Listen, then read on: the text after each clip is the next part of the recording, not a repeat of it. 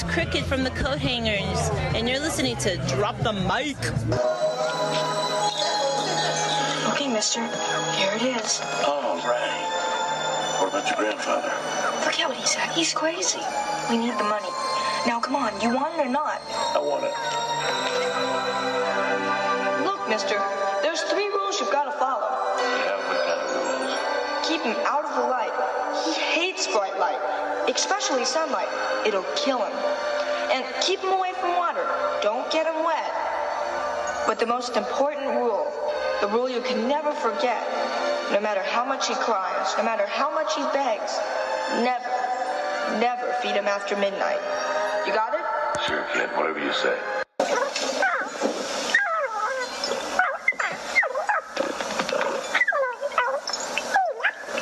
What is that? Mogwai. What's he doing? Singing. He does that sometimes.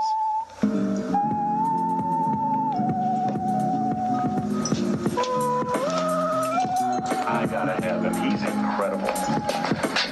Tell you what I'll do. I'll give you $100 for him. No. Look, I've gotta have him. It's a present for my son for Christmas. It's exactly what I've been looking for, and I've been everywhere. I'll give you $200. That's $200. I'm sorry. Mogwai, not for sale. I thought you said everything in your grandfather's store was for sale. Grandfather? With Mogwai comes much responsibility. I cannot sell him at any price. All right, guys, welcome back to another grand episode of Drop the Mic. We are your host. I'm the Swan, and with me we have James, as always. Oh yeah. And this is episode 38. We're deeming this one Gizmo-Ka-Ka. Oh, okay. Not that we have anything against Giz. He's amazing. So tonight, obviously, we are chatting about the dark holidays classic Gremlins. Yes. But before that, let's jump into... And now for a special news report. Brought to you by Drop the Mic. All right, James, kick us off. All right, so the new Star Wars movie has hit theaters. Oh, yeah. Pretty much everywhere. I haven't seen it. Haven't either. The critic score, I think, on Rotten Tomatoes is like a 93 or something like that. Really? Yeah. So it's it's up there. It's really good for the critics. But the audience score is at a 54. Yeah, I've heard very, very mixed things. Yeah, and some people were accusing Rotten Tomatoes of maybe messing with the audience scores and, maybe fabricating bad reviews so people wouldn't go see it. I'm not sure why they would do that. But they have denied that there's any, altering any type of reviews or audience scores. Okay. And so it's at a 54, and I don't know. I know a lot of people, diehard Star Wars fans, who didn't like what was it, The Force Awakens. Mm-hmm. They just didn't like it because they said it was kind of like a cop-out. They just redid A New Hope with new characters in some way. But following that Star Wars news, there are some disgruntled Star Wars fans who have started a petition to have The Last Jedi removed from movie canon. So it would really, yeah, they've already started a petition to get it removed. I mean, I doubt anything will happen from that, but that's... So they want it taken out of the continuity? Yeah. Really? So fast. I mean, it's only been out for... why don't we go back and do that with Phantom Menace, guys? Yeah. And was it Attack of the Clones? Uh-huh. And Revenge of the Sith isn't good either. Yeah. Hello. It's funny. I was listening to a podcast and they're talking about how older Star Wars fans really enjoy the A New Hope, all the older Star Wars movies. Of course, yeah, the original trilogy. Those because they grew up with those. Yes. And millennials, they're saying millennials have a higher. They generate. They gravitate more towards the episode 1, 2, and 3. Yeah. Because they grew up with those. That's ones. that's their generation. Yeah, and it's causing a lot of conflict between I guess the newer generation of Star Wars fans and the old people. Well, I can tell you right now, the ones that we grew up with are still trash. Oh, I yeah. can tell, yeah. Yeah, I mean, you can tell, like, I mean, there's no comparing, the first three. I feel like we were kind of gypped, too, because we never really got to see the original trilogy as it was supposed to be seen, because George Lucas went in. I'm not sure if you're aware of this. Yeah. He went in and re-released the original trilogy with all this new like special effects, and it doesn't. And it doesn't look the same. Yeah. And the reason why he didn't keep going, he stopped it when he did, was because he thought that the story was too ahead of its time. Like technology wasn't where it needed to be for him to continue. So he waited, and then when we got the new episodes, they weren't great. They weren't good. Everybody went to go see them because it was Star Wars, but they haven't aged well at all. I think, you can tell. And I think Force Awakens compared to those is great. Oh yeah. And Rogue One is great. Yeah. But you still can't touch Return of the Jedi. Yeah. You can't touch those. Yeah. Those are, Empire Strikes Back. No way, dude. No. There shouldn't be any argument. Like I said, I haven't seen Last Jedi to really put in my 2 cents. Yeah. But I've heard mixed things from all my friends. I've heard that it's bad. I heard that it's really, really good. I heard that it has its issues, but overall it's really good. Somebody told me that they kind of change the mythology a little bit, or they take some chances in this new story, and that I think that's what has people upset about. Yeah. But so I'll have to get back to you guys. I read an article saying that Mark Hamill said that this isn't the Luke that he wanted to be. And so he has some issues, but he said he's not the director, he's the actor, so he's going to play however the director wants him to portray the character in his vision. So I don't know, Rian, I think it's pronounced Rian or Ryan Johnson.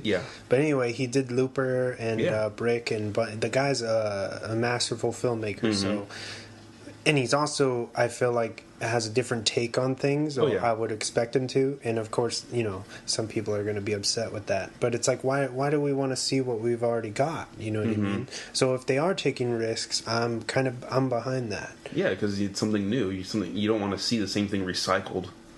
Yeah. Otherwise, it's just like leave it alone, But but anyway, I have faith in it. I'm sure it's good. Oh yeah, same as well. So we have a interview with Ben Affleck again. I guess he's being kind of coy, with the whole issue. People keep bringing it up, so it's continuously being brought up in news. And the news that I'm talking about is if he is going to be Batman or not. Oh yeah. Continue to be Batman. If he in the interview he said, "For me, it's interesting. I've always evaluated this stuff on the merit of the material. I wanted to direct Batman. I wanted to direct a Batman movie and never got the script that I was happy with." He also said that he enjoys working in this DC universe, and he loves the people that he's working with. And he even said that he would love to direct a Batman film. Yeah. Not the one he's removed from. Yes. But and there's another rumor going around that he, come January, will renegotiate his contract. Supposedly, he's going to get a movie to direct, and offers to continue to play Batman. Okay. Yeah. So that we may be talking about that sometime in future episodes. Okay. But let's see what else we got here. Early reviews of Netflix's movie Bright aren't too good. They are giving that movie a 27% on Rotten Tomatoes. Oh, wow. Yeah. Because it screened, I know it had its premiere already. Yeah, and people are, I guess, they're blaming, they're calling this the Suicide Squad's, or Netflix's version of the Suicide Squad. The trailers are awesome, but I guess the movie sucks. I don't know. And they're attributing that to David Ayer, the director. I don't know. I don't have a problem with any of his movies that he's directed, really. Suicide Squad was kind of iffy, but I love it anyways because it's my jam. Yeah. But I'd say it comes out for us on the 22nd. 22nd, yeah. So yeah, we should, like I mentioned to you a couple days ago, I think we should sit down and watch it together, and then give a spoiler-free review on here. Like if either we should recommend it or not. Yeah, but so we'll be back to you guys. Yeah, we will on that. Let's see. I think you mentioned this in an episode before, but the director's cut of it will be released. It's getting a director's cut when it comes out for Blu-ray in early January. I just talked about the announcement for the Blu-ray, not the director's cut. Okay, yeah. I think that's fresh. Yeah, that's getting a director's cut. So you can a lot of stuff that we didn't get to see in the movie that was maybe too gory or not suitable. Yeah. For people, but very nice. Yeah. Yeah, that's awesome. It's going to have a lot of outtakes too, which is I always love. Just did you see the one went viral? Is it the one with Pennywise in the drain? Right. Yeah. I haven't seen it. I've seen like I watched it on Instagram without the sound though. Oh. Okay. I didn't get to watch it, but yeah, I saw the snippet. It's basically what if was it Richie? Richie. Yeah. No, Georgie. Richie's Sorry, yeah. Georgie, in the very beginning when he, of course, like the whole movie jumps off when the little brother is killed. Yeah. By Pennywise, and in this scene, it's like, what if Georgie gets away and outsmarts Pennywise, so he just reaches in, he snags the boat real quick, and he's like, okay, later, gotta go. And Pennywise is all sad, and he's like, oh shit. And that's the scene. Cool. That's awesome.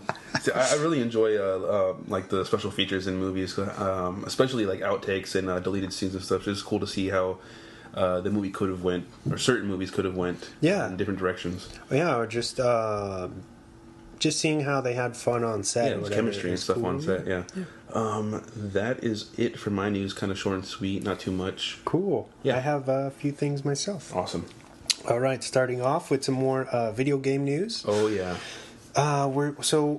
We're at the end of 2017, right? And Friday the 13th, the game that we've talked about here a few times, has a bunch of new updates that they've just dropped. I heard about that. A few of them being Shelley Finkelstein will be a new playable character that won't need to be unlocked. You can just play her. And for the first time ever, you can finally play offline. It's nice. Yeah, it's not just multiplayer. So they have bots on, and like offline bots, I think you call them. So you can battle against Jason, or have the bots be for the counselor. So it's like how do you say, AI? Yeah. And there's different levels of difficulty. Okay. Easy, medium, or hard. And then if you were to choose hard, it just becomes more, I guess, tactical. Like the computer works against you, like as if it were a person. Yeah, that's cool. Pretty much, yeah. So now, if you don't have internet, you can still play this game. Nice. In other news for Friday the 13th, Jason X. For anybody who's familiar with that movie, that's not the greatest, but it's fun for what it is. The basically Jason goes to space, essentially. Yeah. Well, run out of ideas.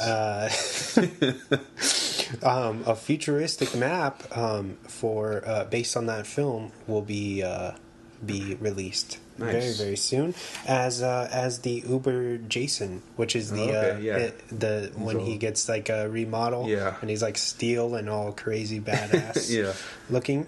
So that's coming as well. Awesome. Very good news. I was just playing that game last night. Okay. It's still fun. Yeah. And it really, I don't know, it's so genius because they really set. I feel like you get immersed into that world. You know what I mean? Yeah. And each play is so so much different than the last one. Okay. So there's so much replay value. You could sit there all night, and it's like I was going to ask you. so different. It doesn't get